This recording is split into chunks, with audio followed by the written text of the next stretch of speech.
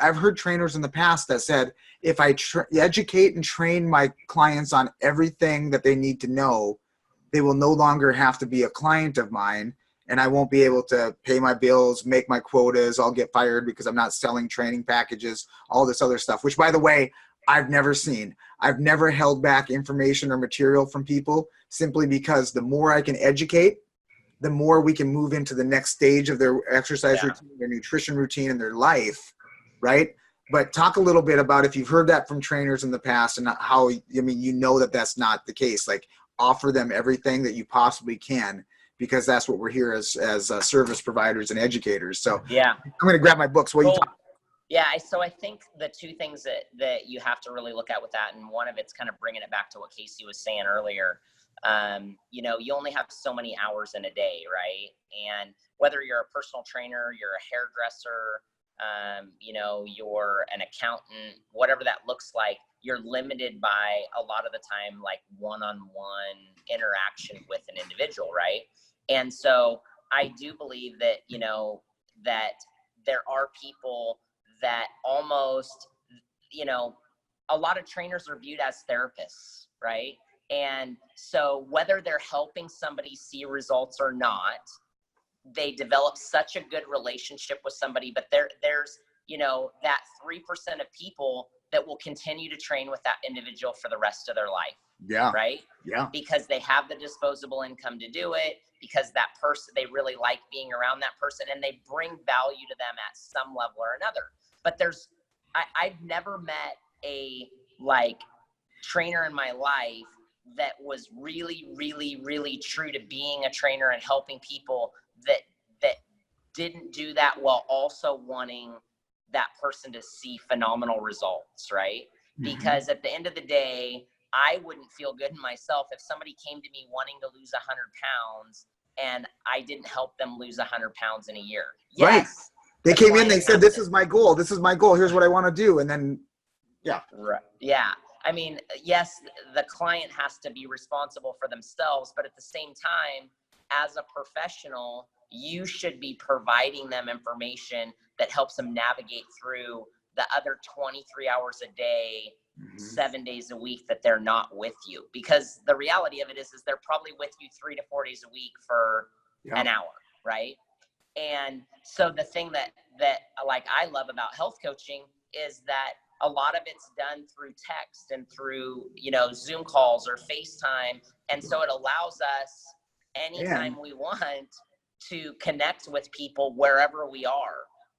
You know, and like I was talking to Tiffany yesterday, we want to go on a motorcycle ride tomorrow, but we have some check-ins, and I'm like, as long as we got cell phone service and we can stop wherever we need to stop, we can check in with XYZ, whoever we need to, while we're out doing what we love to do, right?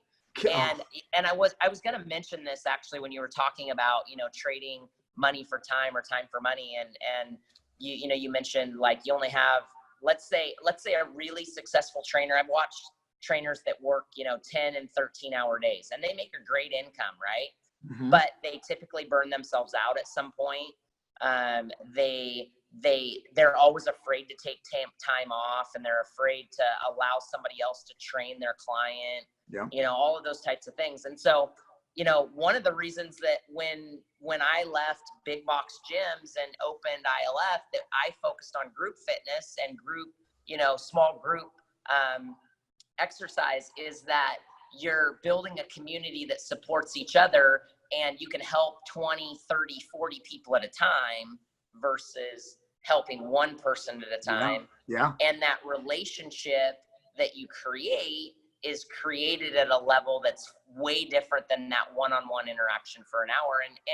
And it fits the mold for a larger percentage of people financially, right?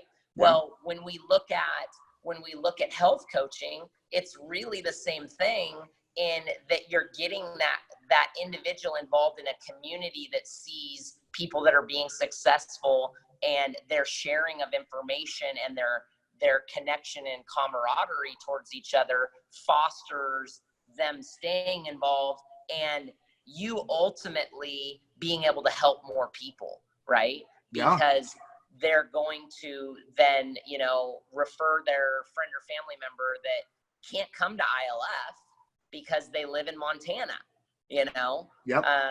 And so what happens is you're in this situation where you really aren't so limited by there's only 10 hours in a day that you can put into work. And then, you know, as you grow your business and as you grow, you know, your influence, you're able to be a lot more thoughtful with your personal time and go, okay, you know, I have this amount of time in a day that I'm providing coaching and doing these things. And this time's blocked out for, you know, time with my daughter and time with my wife and time for myself. Where, you know, unfortunately, most people in a either one-on-one personal training business or the gym business or multiple other businesses in the world, whether you're, like I said, a hairdresser or you're an accountant or an attorney or whatever, where you're bound by X time to X time and you don't have that freedom. So, man, I want to hit 3 points, and I know that we could literally like have a week-long seminar on all topics that we're talking about. But the first thing is training, coaching anywhere. Okay, so and so again, it's like